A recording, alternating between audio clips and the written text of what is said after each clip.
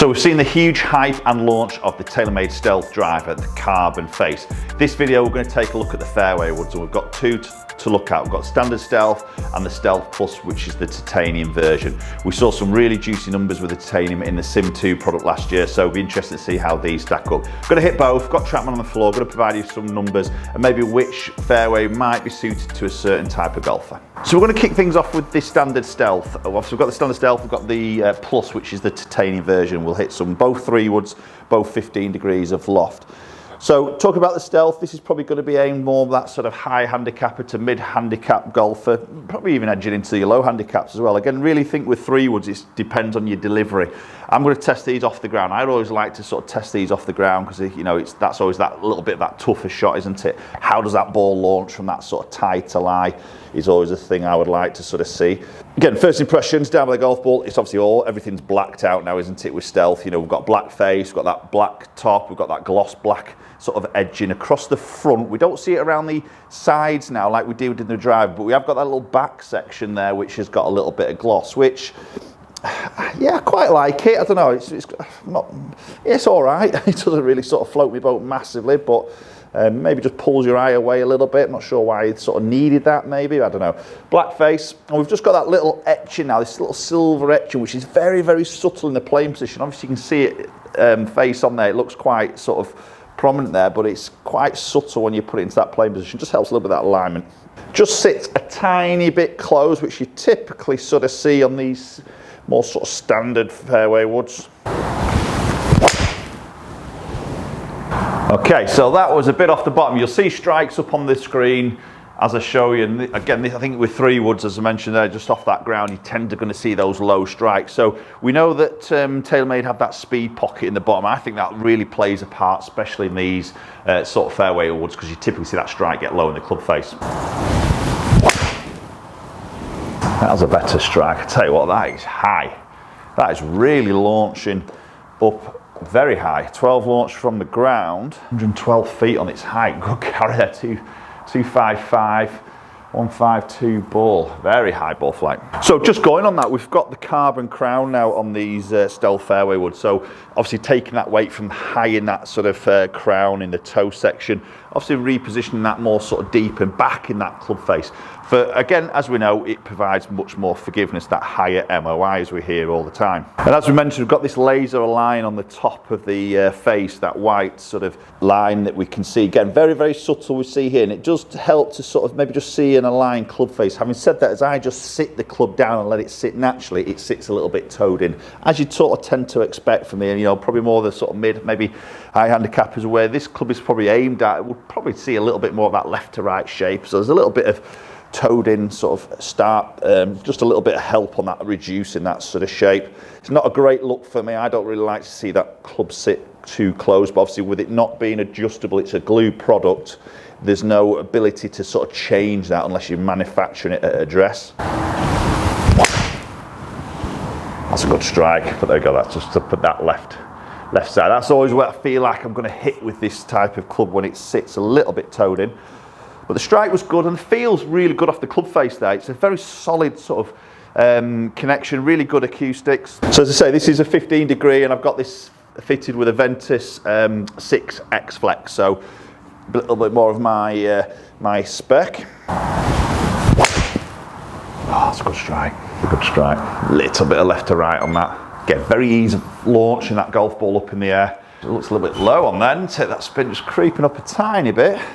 As good as numbers weren't as good as what it actually felt like. That felt pretty good. So obviously we're still seeing twist face technology on there, as we've seen in the past. We've got that speed pocket, as we've talked a little bit about, and we've also got that V sole, so that little bit of weight in the bottom, maybe just helping a little bit with, again, lowering that CG, getting that flight up a little bit sort of earlier. And then availability wise in the Stealth standard fairway, so we've got 3 wood, we've got 3 HL, effectively a little bit like a 4 wood, so just that little bit of extra loft. 5 wood, 7 wood and 9 wood, which is quite nice to sort of see, maybe for those golfers who maybe don't get on with hybrids, maybe lacking a little bit of club head speed and just want a little bit more of that ease of use as opposed to maybe those longer irons.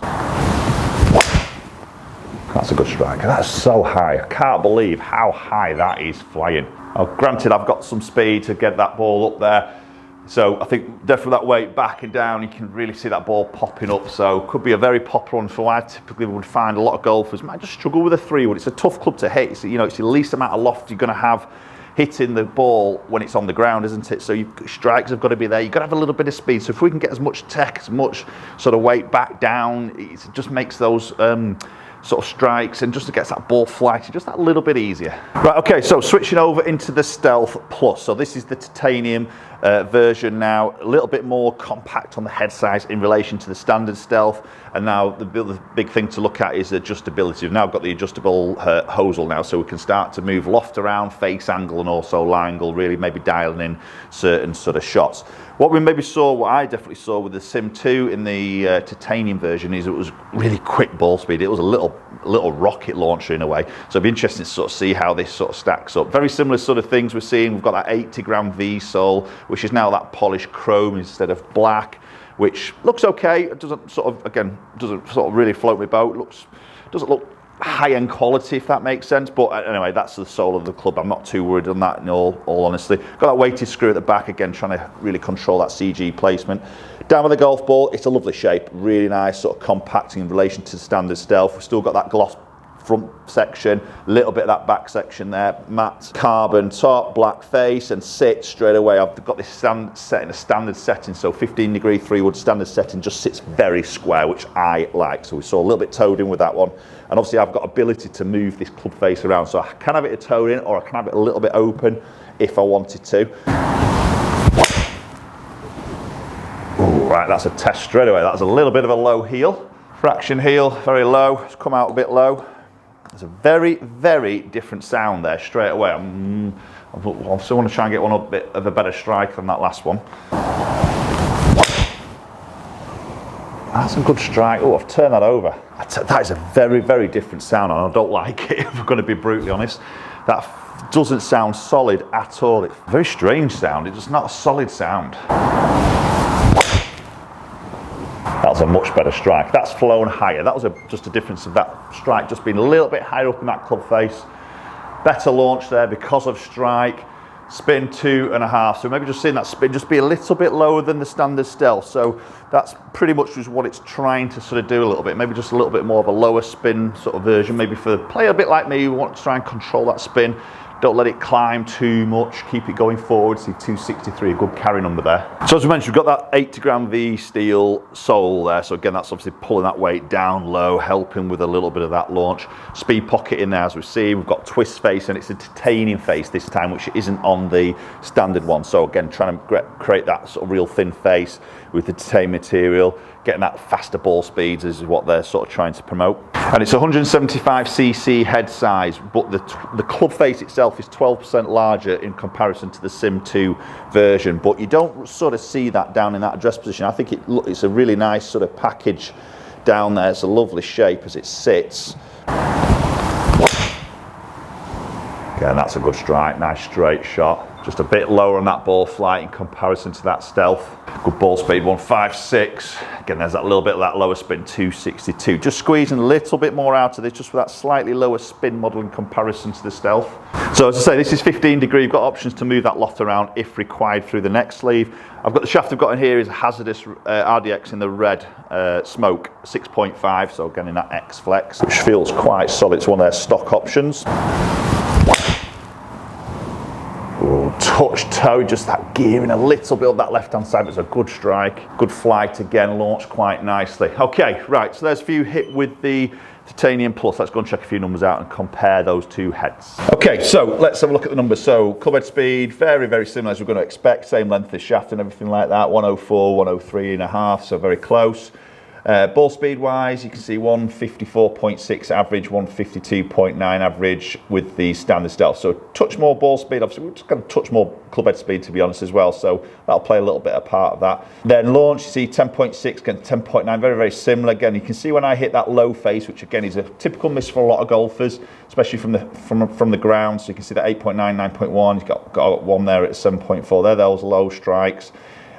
Spin, you can see 3.261 against 2.656, so a little bit more of that low spin characteristics with the titanium one. I think with that sole plate being obviously down, but also that 80 grams, it's just pushing a little bit more weight forward in the head in comparison to the standard Stealth, where it's all obviously pulled back. So that's just going to give you a little bit of a difference of that spin characteristics there. So you can see a little bit higher flight there with the standard Stealth, 93 against the average of the 80, and 255 against 250. Okay, so there we go. What would you choose for yourself? Would you like the standard one, a little bit easier launch, a little bit more spin to get that ball up and away, or would you like that adjustability and maybe that little bit of a lower, more sort of lower spin as well and flight of the Stealth Plus? Love to hear your comments as always, so do post them down before. Thanks so much for watching. Hopefully we'll catch up with you all very soon.